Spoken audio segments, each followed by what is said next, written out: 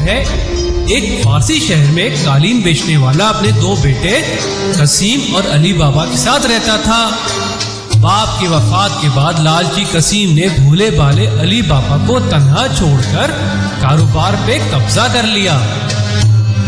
कसीम ने एक अमीर औरत से शादी कर ली। अली बाबा को अपनी बीवी बच्चों का पेट पालने के लिए लकड़ियां काटकर बेचने लगा। एक दिन अली बाबा जंगल में लकड़ियां काट रहा था कि अचानक उसने घोड़ों की आवाज सुनी।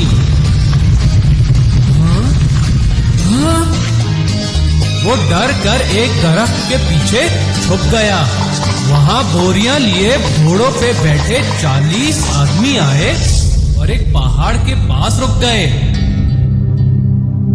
उनके कमरबंद पर तलवारें और खंजर हैं। ये जरूर डाकू हैं।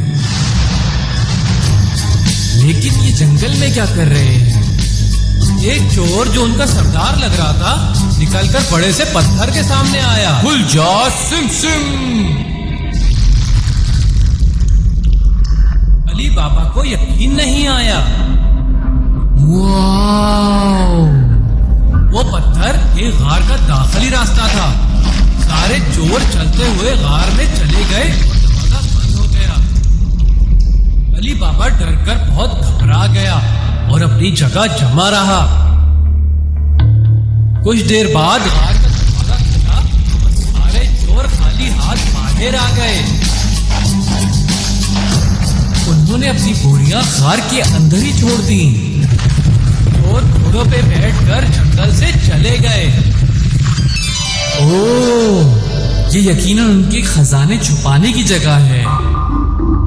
अली बाबा अपने आप को गार में जाने से ना रोक सका। वो पत्थर के सामने खड़ा हुआ और चिल्लाया, खुल जा सिम सिम। दरवाजा पहले की तरह खुल गया। अली बाबा अंदर चला गया। हो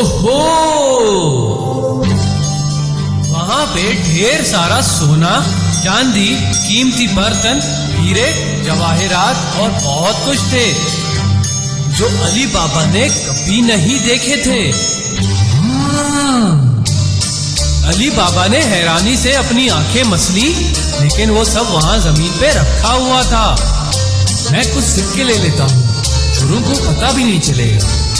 अली बाबा ने एक बोरी सिक्कों से भरी और घर आ गया। देखो मैं क्या लाया। अली बाबा ने सिक्कों से भरी बोरी बीवी के सामने खाली की। वो इतना सारा सोना देखकर हैरान रह गई। क्या तुमने ये सिक्के चुराए हैं? ये एक लंबी कहानी है। मैंने कुछ नहीं चुराया, ये पहले से चुराए हुए थे। पहले मैं इनको गिनती हूँ। हम इतने सारे सिक्के नहीं गिन सकते।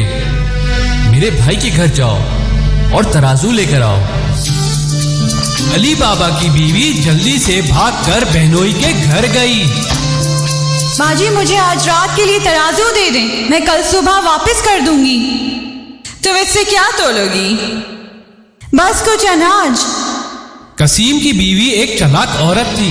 उसने सोचा अली बाबा के पास तोलने के लिए इतना अनाज नहीं हो सकता। उसने तराजू के नीचे मोम लगाकर अली बाबा की बीवी को दे दिया। अली बाबा की बीवी ने सोने के सिक्के तोले और उसकी तादाद से बहुत खुश हुई। हम अमीर हो गए, हम कुछ भी खरीद सकते हैं। इतनी जल्दी नहीं, लोग हम पे शक कर सकते हैं। हम अपना ये राज किसी को नहीं बता सकते। अली बाबा की बीवी ने अपना मुंह बंद रखने का इरादा कर लिया, लेकिन दूसरे ही दिन कसीम की बीवी ने तराजू देखकर राज के बारे में पता लगा लिया। उसने फौरन ही कसीम को उसके भाई की दौलत के बारे में बताया। अली बाबा के पास सोने के सिक्के हैं, उसके पास कहां से आए? मुझे ये पता लगाना होगा। कसीम हसद के मारे सो नहीं सका और वो फौरन ही अली बाबा के घर पहुंच गया।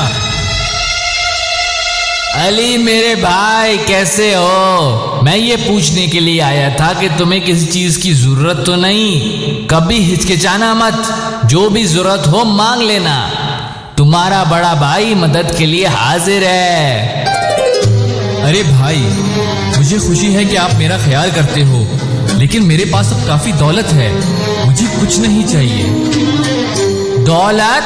बताओ इसके बारे में। मासूम अली बाबा सच्चाई अपने पेट में ना रख सका और उसने कसीम को चोरों और गार के बारे में सब कुछ बता दिया।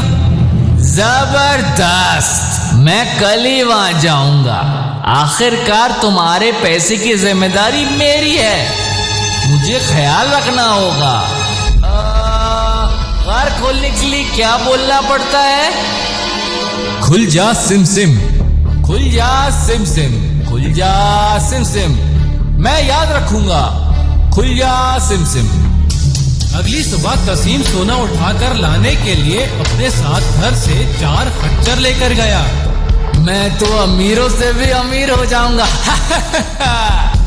वो गार के पास पहुंचा और चिल्लाया, खुल जा सिम सिम। और दरवाजा खुला और उसके पीछे बंद हो गया।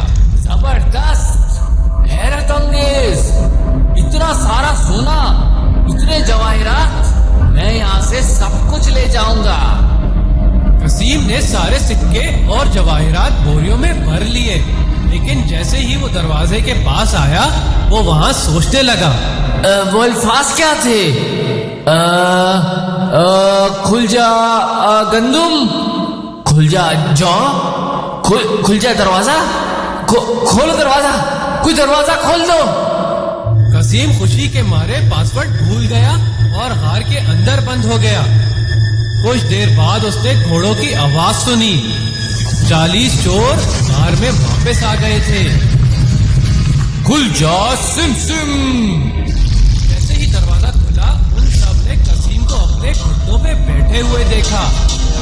सरदार ने बगैर कोई सवाल पूछे अपने खंजर से उसे मार दिया और उसकी लाश अंदर ही छोड़ दी।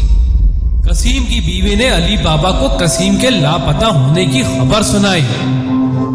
वो हार गया होगा, मैं जाकर उसे ढूंढ लाता हूँ।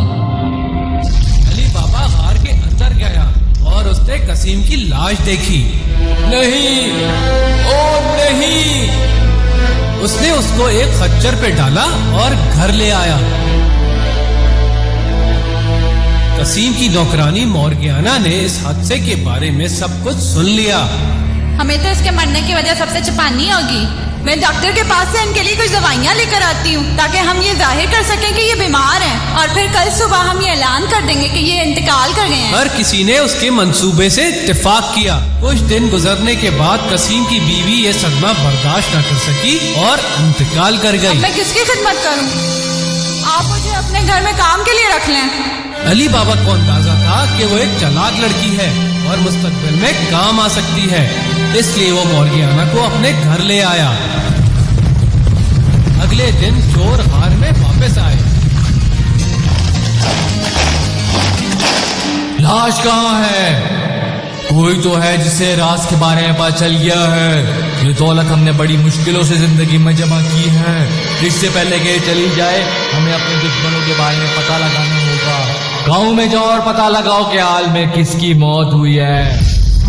सारे चोर उस शख्स का पता लगाने के लिए गांव में फैल गए। एक चोर डॉक्टर के घर आया। डॉक्टर साहब, क्या आपको किसी शख्स के बारे में पता है जो हाल में मरा हो?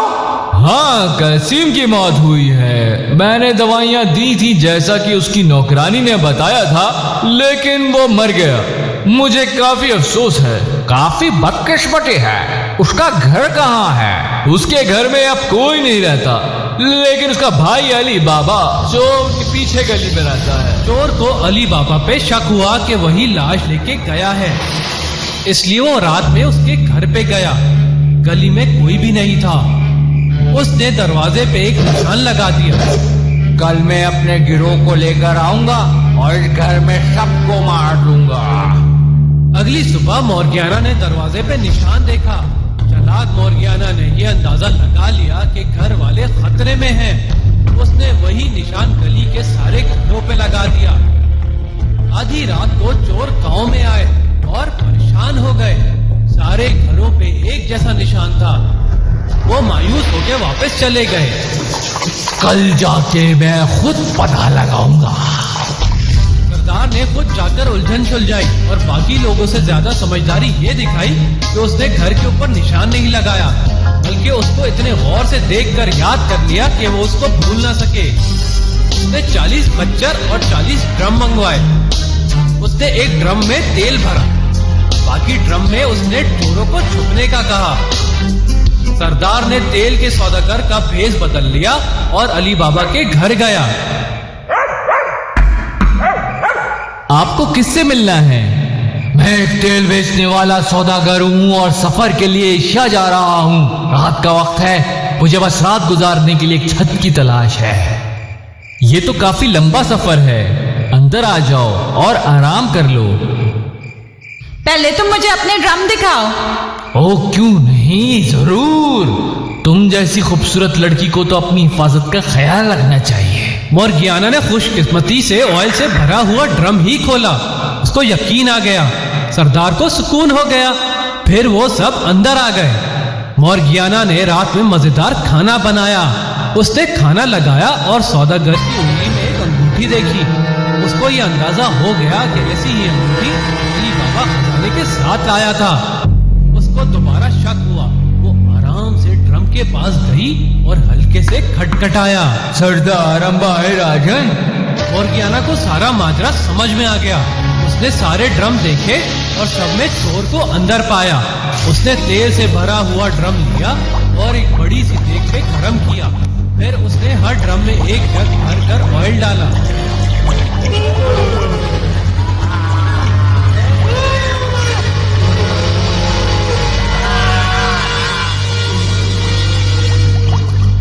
इस तरह उसने चोरों से छुटकारा पाया।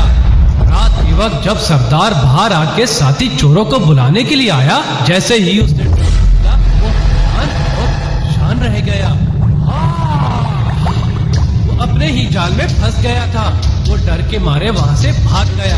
अगले दिन मोर्गियाना ने ये किस्सा अली बाबा को सुनाया।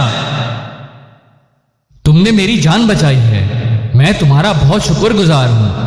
आज से तुम इस घर की फर्द हो, नौकरानी नहीं। बहुत शुक्रिया हुजूर। वो एक घराने की तरह हंसी खुशी रहने लगे।